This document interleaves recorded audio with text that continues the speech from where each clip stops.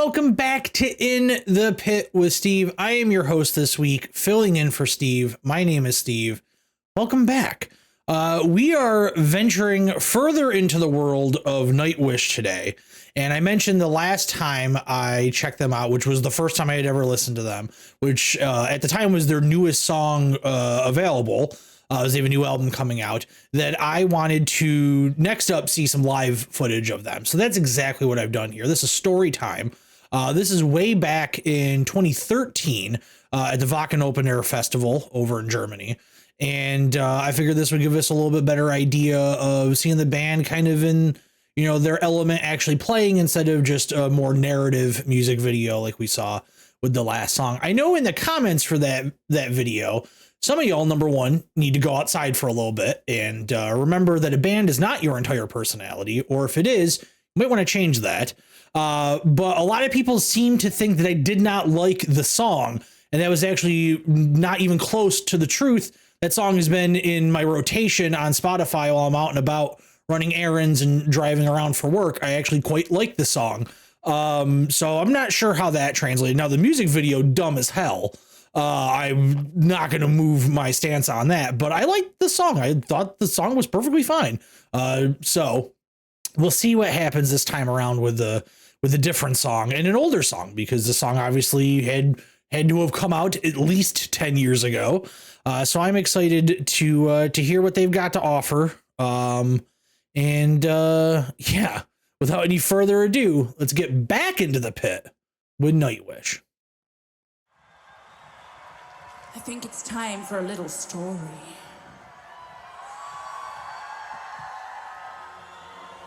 It's definitely story time.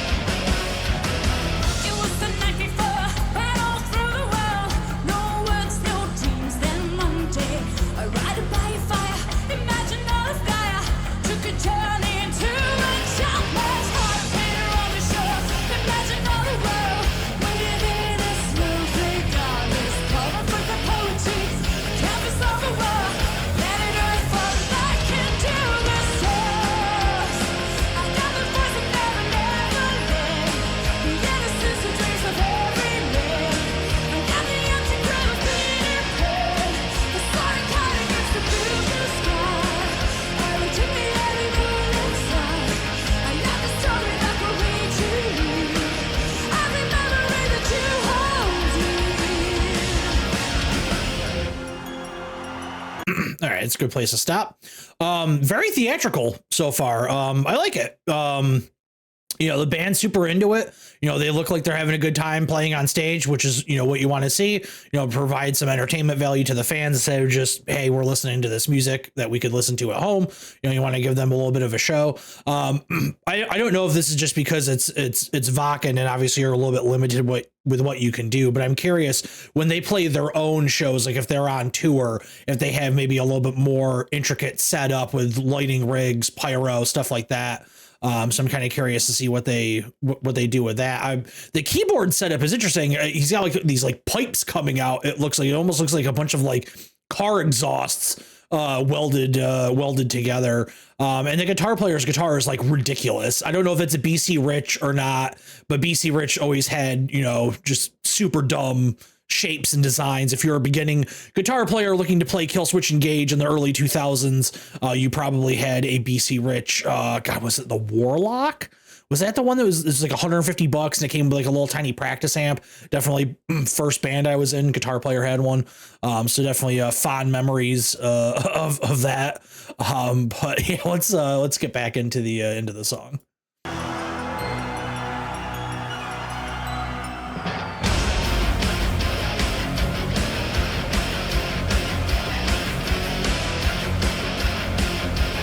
It's a really catchy riff.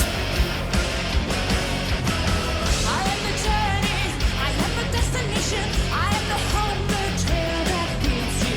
And when it takes the night, the elusive high, follow the madness, as you know what's been imaginary of. The dream of hurry up, the rest of tales and they will dream. The storytime is me, it's that intoxicate.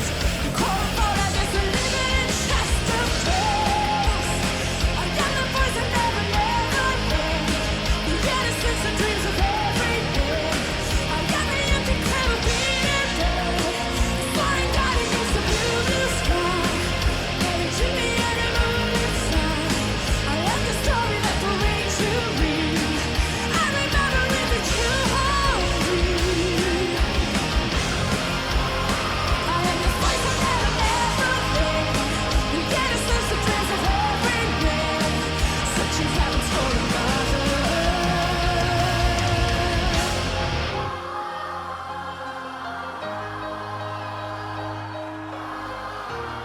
Drummer's like Spider-Man on that throne, ready to pounce.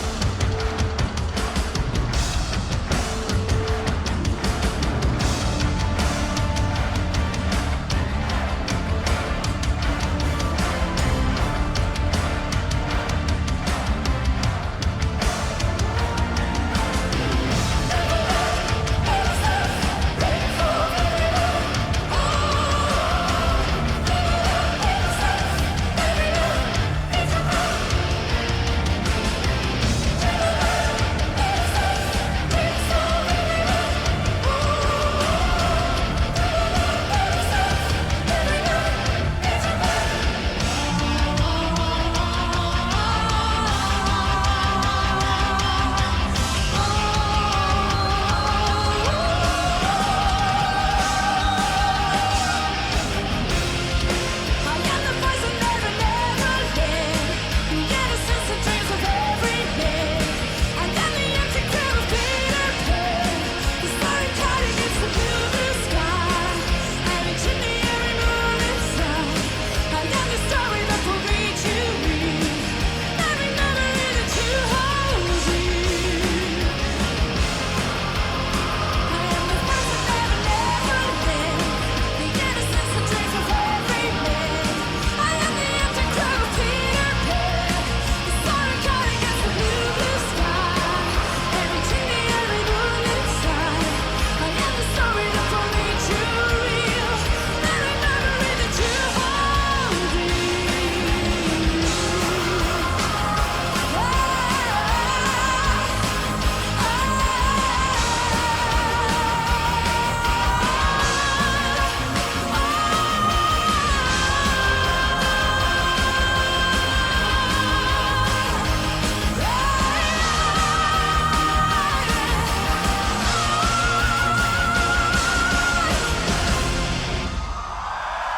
All right.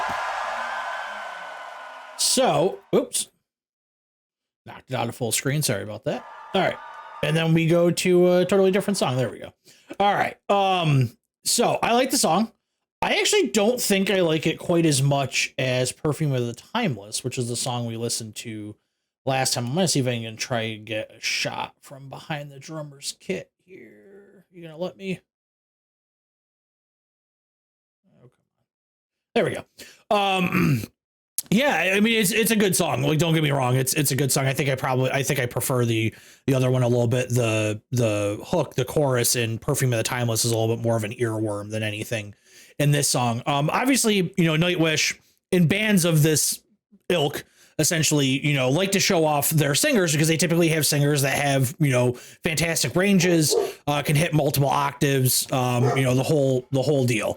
And, obviously she could do that. I thought the part where she went into almost that like operatic register was really cool. It was a nice little accent piece towards the latter half of the song. But to me, and this isn't just because I'm biased because I have a drum background, but I think the drummer was kind of the star of the show in this one. I think any style of heavier music, whether it's hard rock, metal, anything really. It's very easy as a drummer to kind of overplay things and overcomplicate things because you feel like you need to kind of I think, every musician has a little bit of an ego, and I think there are times where you say to yourself, well, guitar player is like really shredding on this one. I think maybe I need to kind of, show off my chops. But really, as a drummer, it's better to kind of be in that pocket, supplement everybody else. And sure, if you have the ability to really show off, but make it work within the confines of the song, more power to you. I think he plays really well. He accents the song perfectly. The tom patterns he's playing with those 2 floor toms are pretty interesting. He's got a lot of cymbals to work with for different accent works throughout the track. I really enjoy his playing. It's not over the top. It's not up front in your face. Something where you're going to be like, oh my God, this is super impressive. But to drummers, it is really impressive because he's such a tight drummer that's really making the song better with the choices that he's made. And one of those key choices is to not overcomplicate the song and not overplay the song. So I really, really like listening to his playing throughout this song. I don't know if it's the same drummer that's still with them on the new material. The drums in that song, the other one we listened to, aren't really coming to mind right now, which is probably a good thing because, typically you remember things you don't like more than the things you do like, I guess. But yeah, I dig it. I thought it was a really solid track. It was cool to see them in a live setting. Obviously, the people in this crowd are super into them. Every time they showed a shot of the crowd, there was at least one person singing right along to all the words. They obviously have a very devoted following, very devoted fan base. And so it was nice to see them in a different situation outside of the music video and see them actually performing and, kind of, showcasing their craft to their audience. So that's going to wrap this up for now. And we'll be back in just a moment with some final thoughts. I think I said it in the Perfume of the Timeless reaction, but I'm not positive. So if I didn't, I'll reiterate it here.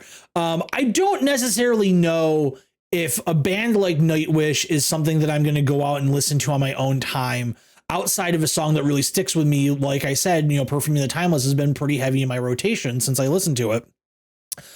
I don't know if I would actively seek out like, okay, I'm going to set aside some time and listen to an album all the way through. And that goes for some of the other similar-ish bands that I've checked out on the channel recently, Blind Guardian, Sabaton, Powerwolf. I'm sure I would not turn it off if their music came on. Like, I don't think that would happen. It's not like if I'm listening to some random playlist and Nightwish comes on, I'm going to kick it out of bed or anything. It's, just not something I'm going to seek out on my own. But when I have heard it now, it's enjoyable. Like I do dig it. But I think for me personally, with my personal musical tastes, it's one of those things that's kind of best in small doses rather than something I'm going to like do a super deep dive into. But that's not to say that I don't like the band, and I certainly would like to listen to more. So I'm sure over the course of time, we're going to do more reactions to Nightwish because they have a huge back catalog. I would like maybe next time go back to like the previous singer and hear what a different era of the band sounds like. Maybe that'll be the route that we take. But yeah, I'm always open to suggestions. So yeah, what? I think a lot of the suggestions I got off the other video were for this lineup with, I believe, the current singer's Floor. If you're a longtime fan, give me some suggestions for, oh God, is it Tarja? Is that the other singer's name? I think there was a third singer in there as well, but I don't remember her name at all. I think Tarja was the other big one because I think she has like a fairly successful solo career. So give me some suggestions for some older material, and I'd love to dig into it. So with that being said, I'm gonna head out, and I'll see you all again real soon.